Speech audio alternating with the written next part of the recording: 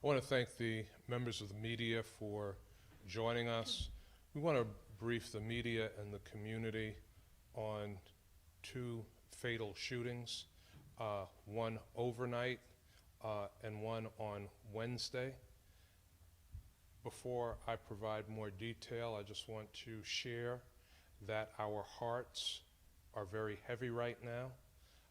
This is two senseless shootings, the lives of two young members of our community taken, a 13-year-old girl on Broadway and Moritmer, 12:30 a.m. overnight, leaving a party at roughly 11:30 a.m., milling around with some friends, and is shot. She was not the target of the shooting.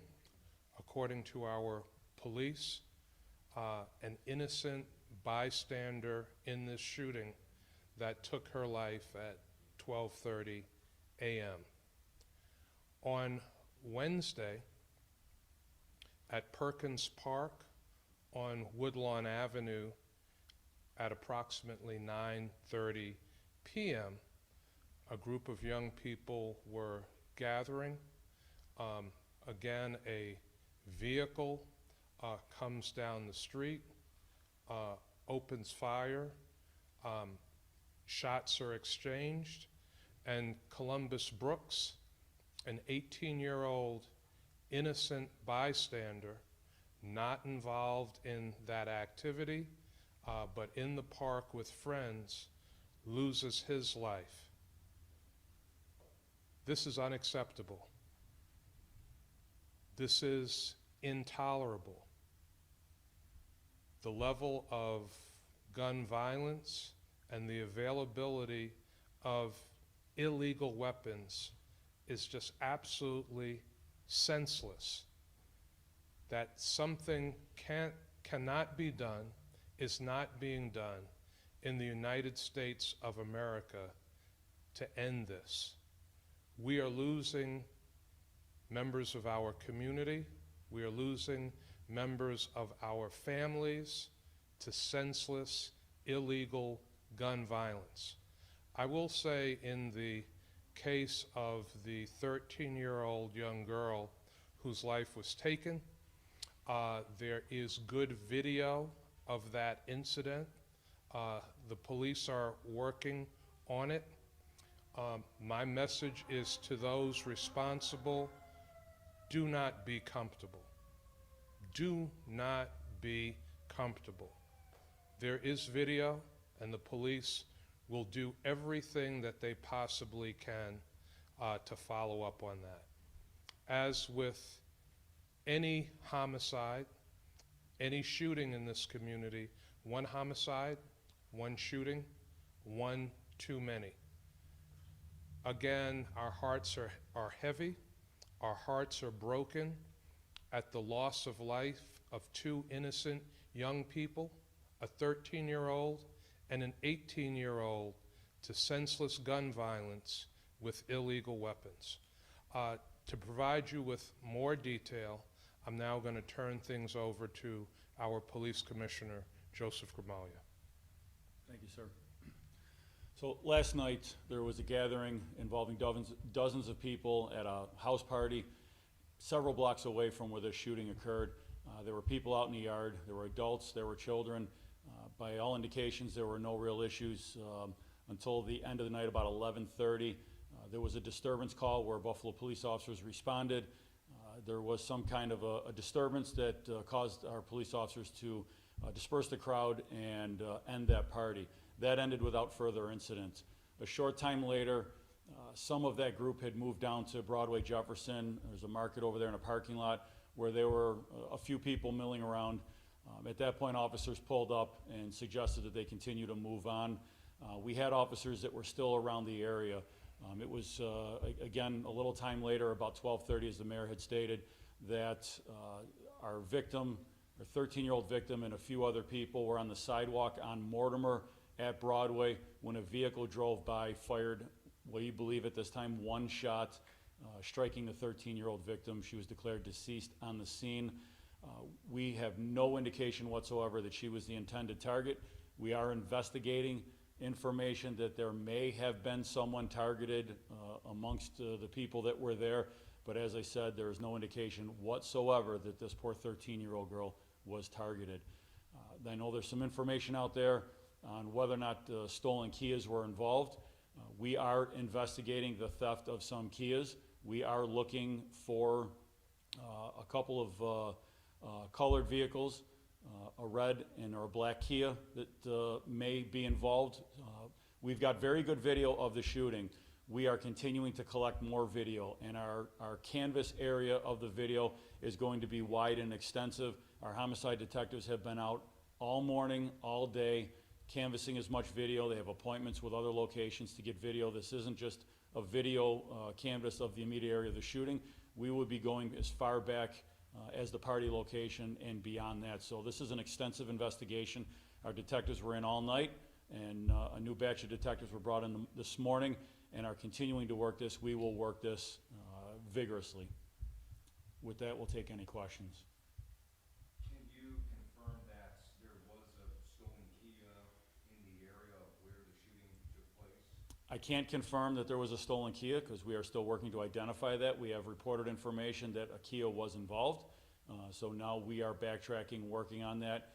We will place a vehicle in a place, and then we will get that information, and then at that point we will be able to say whether it was stolen or not. So that's the early information that we have. Once we get that car, and we will find out what that car is, at that point then we will be able to confirm that it was in fact stolen. How many people were at that party? And then you had mentioned that it broke down, people started to leave the area, disperse, but how many people originally were at that party? We're getting some varying numbers, but there were at the minimum several dozen. As I said, there were no indications of any issues until about 11:30. A disturbance broke out. A neighbor called. People are being very cooperative at that end of the investigation, and people left the location at that point. From the video, are you guys able to see the suspect or suspects who did this? I'm not going to get into what is contained in the video. We still have a lot of video review, but I don't want to get into the evidentiary nature of what we have. I just want those out there to know that we do have this on video. As the mayor said, don't be comfortable is a gentle way of putting this. We are going to put everything behind and use all of our resources, including our partner law enforcement agencies that are always here to help us, and we are going to do everything possible to find the perpetrator or perpetrators that are responsible for this. So do you need help looking for any suspects, or if somebody had a red or black Kia stolen, are you looking for somebody who might have had a stolen Kia recently? So we're looking through those reports. Obviously, those cars get reported stolen quite frequently. The unfortunate reality with those vehicles is it's usually the next morning when someone finds out that their car is gone. So we're looking through all of those reports. We will look for specific colors. We will narrow down then something that fits what we believe. We've got a general description out for our patrol vehicles. Any vehicle that meets the general description of what we're looking for, we are going to take those vehicles in, impound them, and they are going to be processed. So we're going to start wide, and then we're going to narrow down. So the suspect vehicle wasn't recovered at the scene, right? No, was not recovered at the scene, correct. How many officers were still in that area at that time? I don't have a number. I just know that there were officers kind of around. There were several block area. The information that we have put out to officers, we normally put out to officers, but especially, the last several days, it's gotten very hot out, is that don't let groups congregate. People obviously have a right to hang out in parks and other places, but if something seems like there's, the potential of any trouble, we're gonna park our car there. We're gonna add our flashers on, and we're gonna be there as a deterrent. But, they pulled up at that market and suggested that they continue moving on. There were people going in multiple directions. But were police there close enough to hear the single gunshot and perhaps chase after the vehicle? We have no reports of any officer hearing that, right? No. Yeah, we have no reports of any officers detecting gunfire. How did anyone else? That party was at a house, or was it at a? It was at a house. One more, or we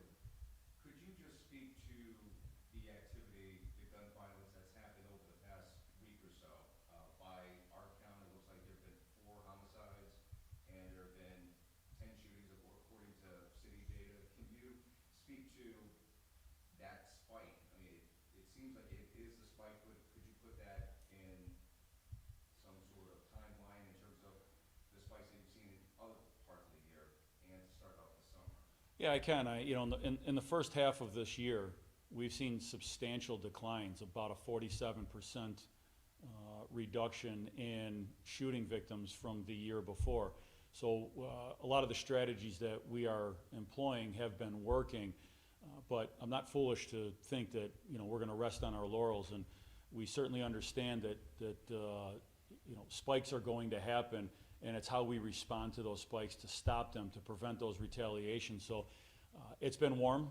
There's been a nice weather after a stretch of rain, and unfortunately there has been a number of shootings going back the past week, and they are all getting investigated. We have additional patrols deployed into these areas to put an end to this, to stop this escalation of shootings that have occurred over the last week. Like I said, unfortunately, you do get spikes from time to time, and it's how we respond to them to stop them that we're working on. Let me just say, any loss of life is terrible. This is the taking of the life of two teenagers, two innocent teenagers in our community. We all want to express our deepest condolences to the families of these teenagers. Some of us have had the opportunity to speak to members of the Brooks family, Columbus Brooks's family. They are heartbroken. They are in pain. We share that pain. To any family that has lost a loved one to senseless violence and homicide, I just want to remind you again that the Buffalo Police Department never stops looking for those responsible for these crimes.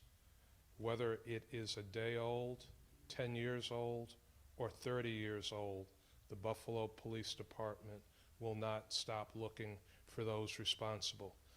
I just want to mention, in addition to Commissioner Gramaglia, we're also joined by First Deputy Commissioner Al Wright, Deputy Commissioner Dawn Kent, and our Chief of Detectives. Thank you, everybody. Any updates we'll provide through email or text through the evening. Thank you. Thank you, everyone.